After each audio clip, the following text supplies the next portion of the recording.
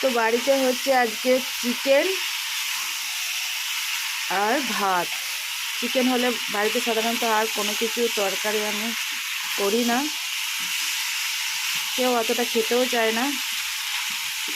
আর উনানে চিকেন রান্না হলে তো আর কোনো কথাই না, দারুণ টেস্টফুল হয়।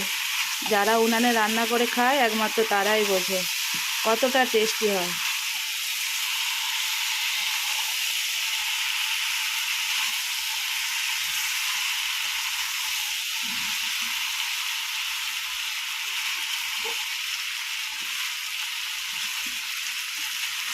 অনেকক্ষণ ধরে উনানের আগে কষাবো, তারপর জল দিয়ে দেবো।